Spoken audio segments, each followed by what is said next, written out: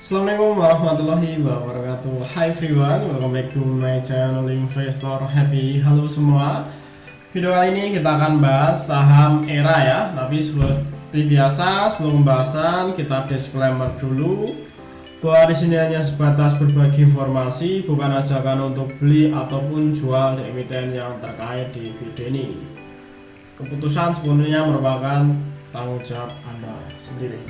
Oke, kita akan bahas saham ERA ya, atau ERA Jaya Sembada. Nah, sebelum pembahasan lebih detail, kita kenal dulu ya bahwa itu ERA itu apa ya? ERA untuk obat use-nya ya.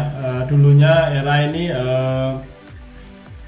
perusahaan importer distribusi pedang retail ya. Ini ya, kalau kita lihat didirikan tahun 1996 atau dengan PT ERA Jaya Sembada atau ERA Jaya.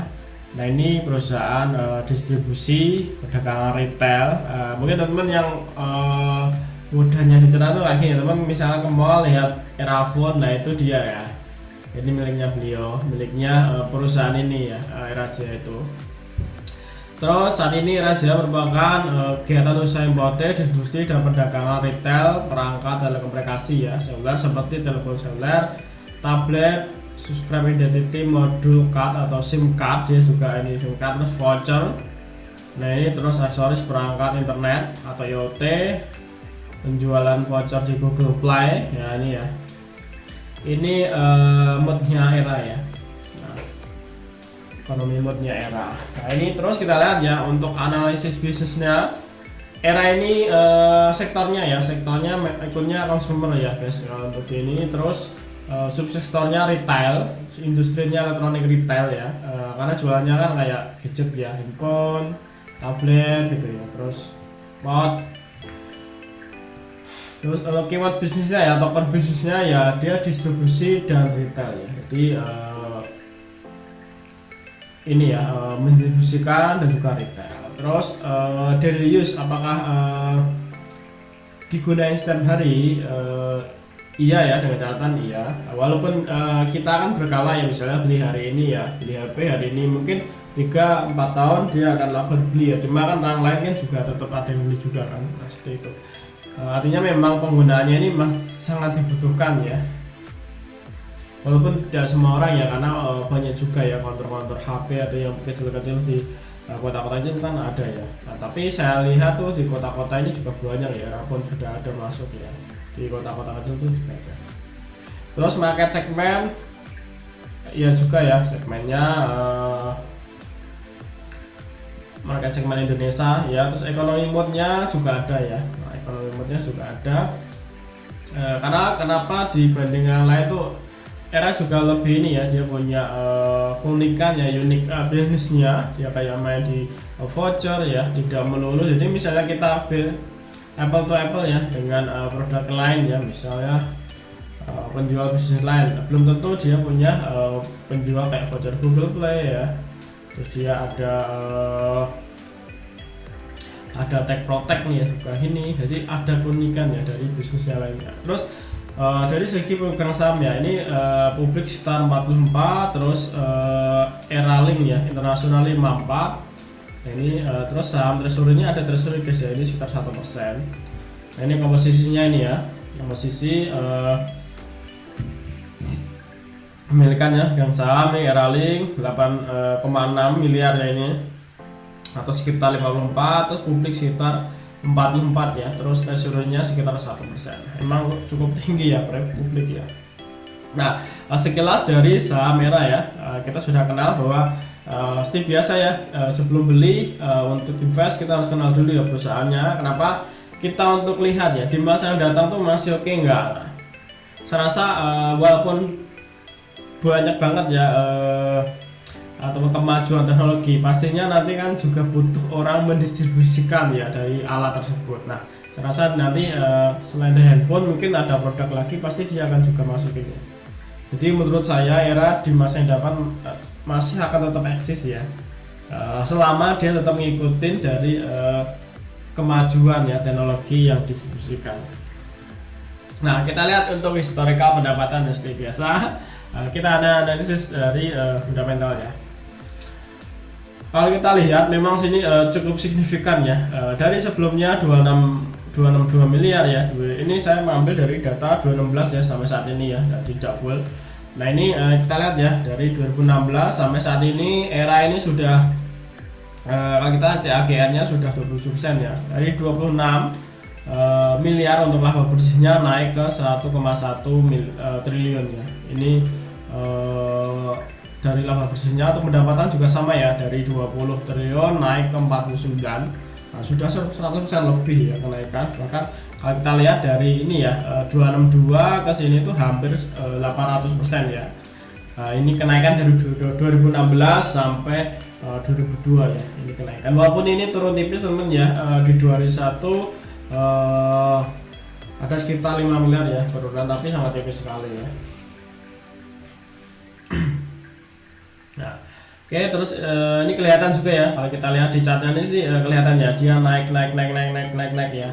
Ini juga sama ya, untuk ininya laba bersihnya juga naik. Artinya memang emiten ini tumbuh guys, tahun tahun tumbuh ya. Artinya nanti kita lihat ya, di 2003 kemudian tumbuh, ketika emiten tersebut tumbuh ya otomatis kalau pasar merespon ya, biasanya pasar merespon harganya juga akan tumbuh guys ya. Nah, kita lihat historical PBB. Kalau kita lihat PBB-nya ya, ini tuh cukup ideal ya. Kenapa ini pernah tinggi ya? Dia pernah tinggi sampai 7, dan bahkan kalau kita lihat saat ini masih 1,2 teman-teman ya. Kalau kita bandingkan dengan di 2001 ini masih di bawahnya ya. Dan secara fundamental sama ya, untuk sama karena selisihnya enggak signifikan, cuma beda 5 miliar tadi ya untuk sisi ini ya, sisi laba bersihnya. Nah, PBB nya masih menarik teman ya. Bahkan kalau kita historikalnya dia pernah tinggi, jadi seandainya nanti ke situ kan menarik ya. Terus kita lihat ya, untuk PER-nya juga masih ideal, belum di atas 12-an ya. Ini masih 7,8 ya teman, jadi masih menarik. Terus untuk PBB kali PER-nya juga sangat ideal kan, maksimal kan di 22 ya, jadi lebih 22 kurang menarik, dan ini masih di bawah banget ya, cuma masih 9,4 ya teman. Nah ini, terus kita lihat di sini ya, kelihatan harganya memang stuck ya. Harga sahamnya dia pernah naik tinggi, dan sekarang tuh harga di range-nya ya mirip kayak di 2016 teman ya. Terus untuk PBB-nya sama ya, dia pernah naik tinggi, saat ini bahkan di bawahnya dari waktu 2016. Jadi saatnya nanti dia ke situ, ada potensi ya kita ke situ, harganya ke sana ya. Untuk PER-nya juga sama ya, ini masih di bawah sekitar 7,81. Kalau suka PER rendah ini ya, ini termasuk salah satu PER-nya rendah ya. Terus di aset ya, kita lihat ya, apakah asetnya ada kenaikan. Karena kita lihat di asetnya dari sebelumnya 7,4 triliun naik ke 17 ya. Artinya ya udah ada 100% lebih ya, 150 lah. Ini kenaikan dari segi asetnya. Untuk liabilitasnya ini cenderung turun teman ya. Lihat ya, dari 2001 ini 12, dan di 2002 ini turun ya. Terus untuk ekuitasnya juga sama ya, naik ya. Bahkan ini sudah 100% kenaikan ya, selama kurun dari 6 tahun, dari 2016 sampai 2022 ya. Kalau kita lihat ya, dari sebelumnya 3,4 triliun naik ke 7,2, artinya udah ada 100% lebih. Ini kelihatan ya, dari sini kelihatan untuk segi asetnya naik ya, ekuitasnya juga naik ya. Nah, untuk ekuitasnya ini malah turun, bagusnya gitu ya. Jadi setelah naik terus turun ekuitasnya ya. Ini terus historical dividend. Nah, apakah emiten ini bagi dividen? Iya ya, dia bagi dividen. Nah, kalau kita lihat kemarin tuh dividennya ini ya, pembagiannya sekitar ini 22 ya. Nah, di sini mungkin terlalu 70 ya teman ya. Kalau di LK tuh terusnya 63, cuma nggak tahu kenapa, kan ini aku pakai rumus defaultku sendiri ya, karena aku juga ada hitungan sendiri.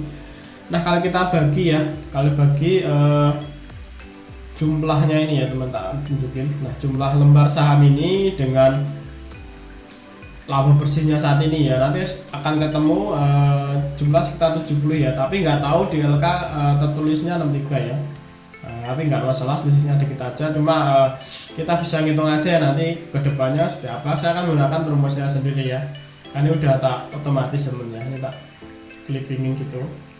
Nah, ini sama ya, di 2001 juga sama sekitar 64. Saat ini untuk di 2002 itu sekitar 63 ya, 63,57 ini untuk tertulisnya di LK ya. Cuma kalau kita hitung bagi sendiri ya, earning per share itu saya kan earning dibagi jumlah share-nya ya. Kalau kita bagi jumlah share-nya itu tertera di sini sekitar 70 ini ya.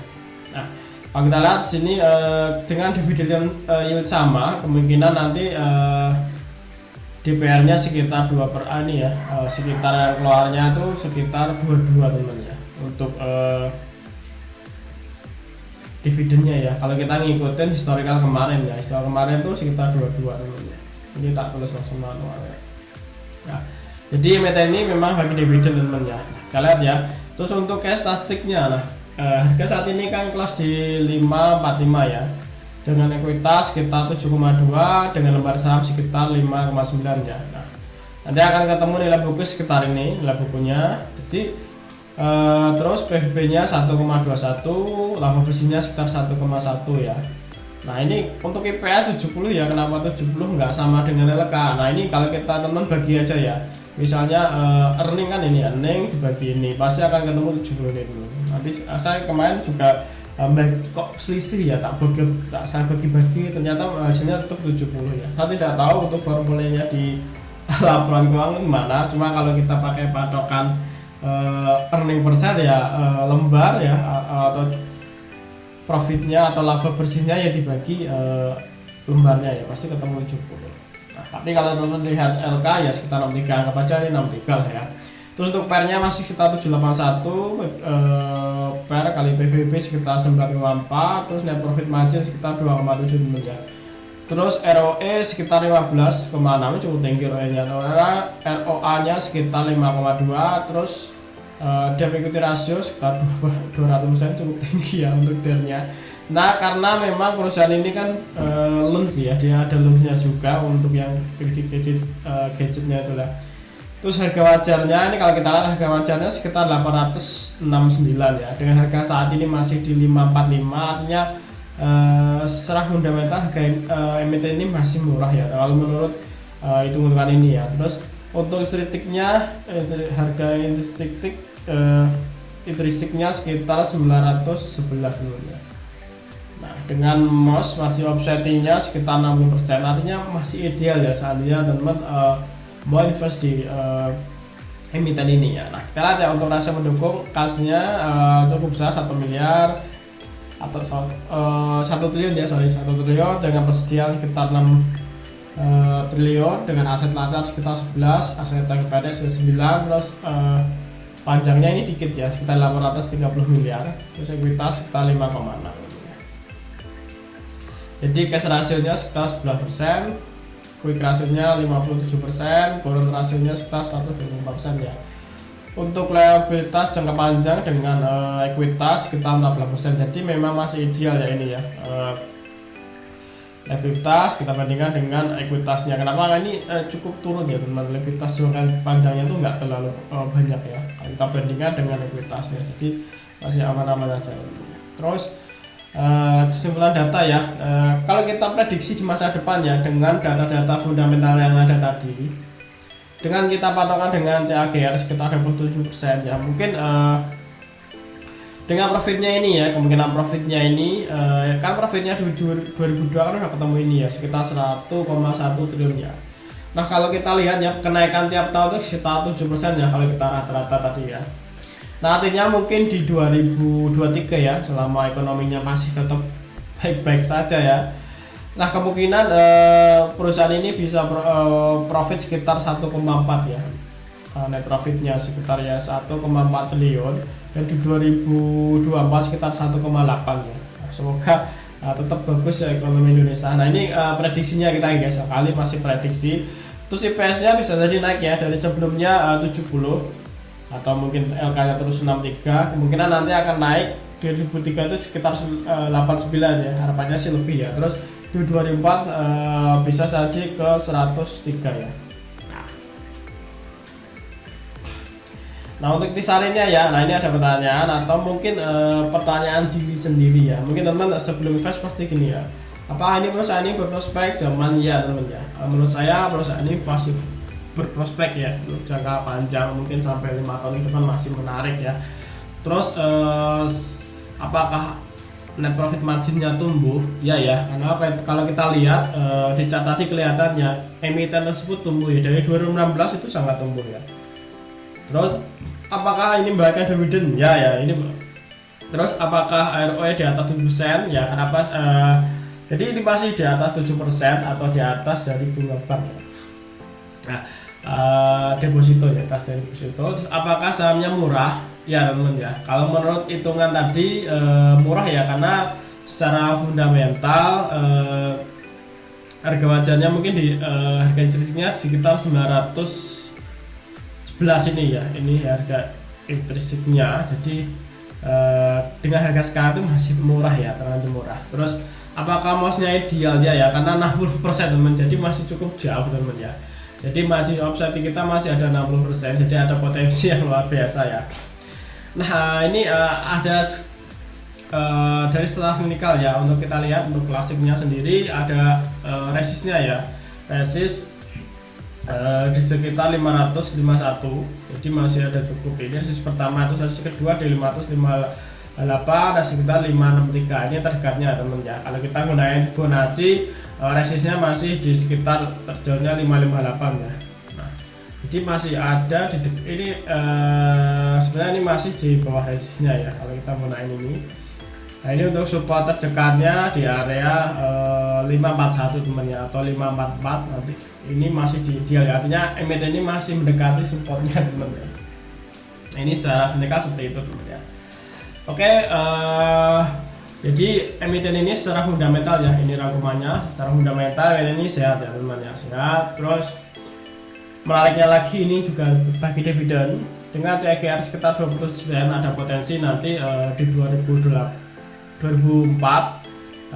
atau 2003 nanti ya, karena ini kan baru muncul ya, 2003 kan masih baru April. Jadi nanti untuk 2004 LK-nya kan nanti 2003 ya. Jadi itu kemungkinan dividennya juga naik ya, dari 70 naik ke 89 ya, atau 63 naik ke 89. Nah, secara harga ini masih murah ya kalau kita lihat hitung dari secara fundamental ya. Untuk titik entry teman silakan ya cek sendiri secara teknikalnya masing-masing ya. Dan mungkin kalau kita lihat dari data yang saya berikan ini masih di arah dekat supportnya ya teman ya. Kalau kita lihat secara klasik Fibonacci ini masih di arah supportnya. Untuk resist terdekatnya ya masih ada beberapa poin ya untuk resistnya. Oke, kurang lebih seperti itu teman ya untuk analisa saham ERA ya. Kalau teman ada pertanyaan atau request emiten mana yang mau dibahas, silahkan aja tulis di kolom komentar ya. Nanti kalau saya bisa, saya akan bahas ya untuk analisa emitennya. Oke, terima kasih semua yang sudah nonton video ini. Sampai ketemu di video berikutnya. Happy cuan and happy investor. Bye bye.